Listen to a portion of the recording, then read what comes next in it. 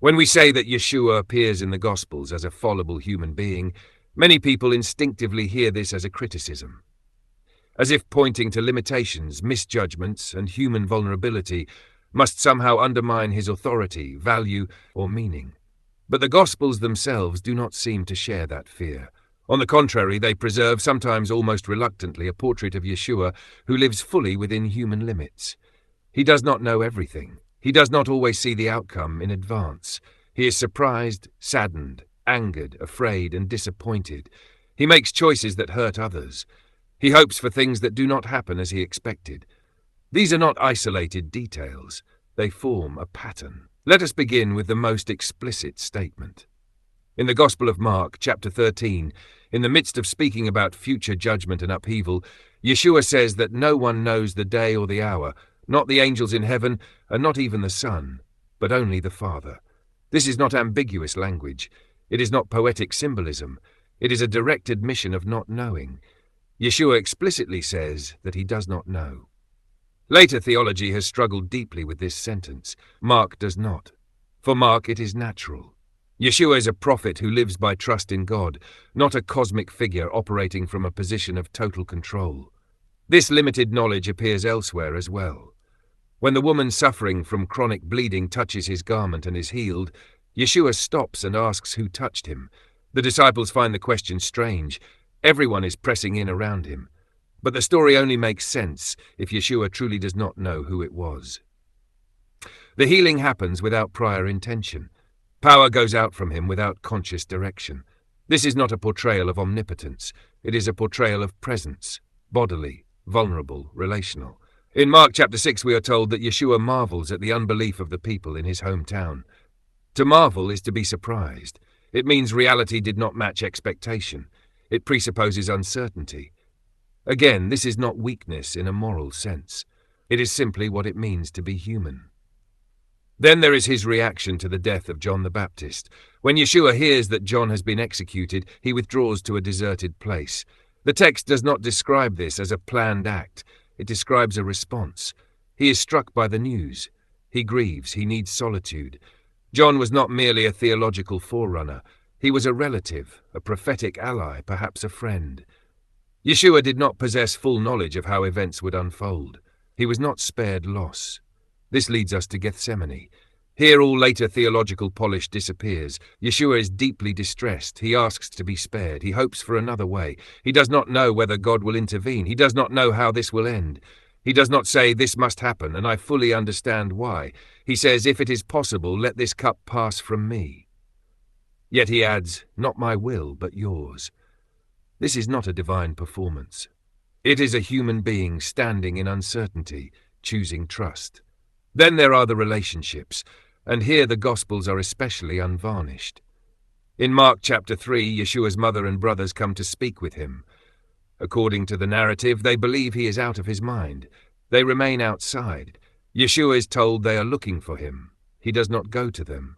Instead, he asks, "Who are my mother and my brothers?" and answers, "Those who do the will of God." This is public. It is rejecting. It is painful, and Mark makes no effort to soften it. Luke and John later appear to feel the tension and seek to repair the image. Mark leaves the cost exposed. This is not an idealized figure. It is a human being who prioritizes calling over family, and the pain of that choice is real. We see something similar in Luke's story of the 12-year-old Yeshua in the temple. He remains behind in Jerusalem without informing his parents. They search for him anxiously for 3 days.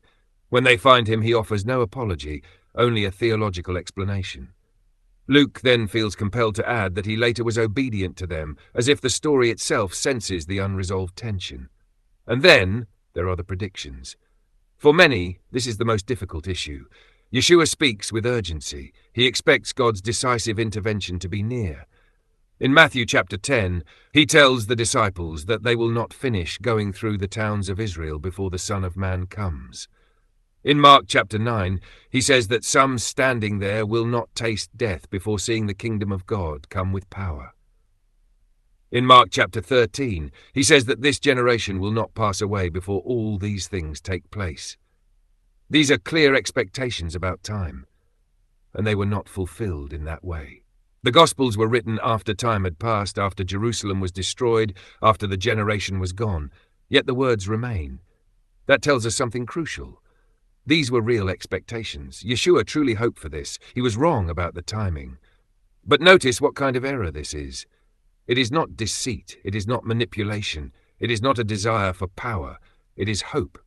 The hope of a human being living under occupation, injustice, and violence, who believed that God could not delay justice forever. Yeshua shared an apocalyptic expectation common in his time. He was mistaken about when it would happen. This does not make him less credible. It makes him historically intelligible. Who among us has not hoped that change would come sooner than it did? That injustice could not possibly be allowed to continue much longer? That God or history would surely intervene? Yeshua himself says he does not know everything. He takes responsibility for that. He is mistaken in his predictions. He is disappointed. He wounds others. He is corrected. Most clearly in his encounter with the Syrophoenician woman, where he initially excludes her but allows himself to be challenged and changes his action. These are not signs of moral failure. They are signs of learning, of relationship, of openness. Taken together, the picture is consistent. The Gospels do not present a perfect being pretending to be human. They present a human being profoundly rooted in God, yet fully constrained by human limits. His authority does not rest on infallibility. It rests on integrity, on the courage to remain faithful in uncertainty, on the willingness to love without guarantees, on trust in God even when the outcome is unclear.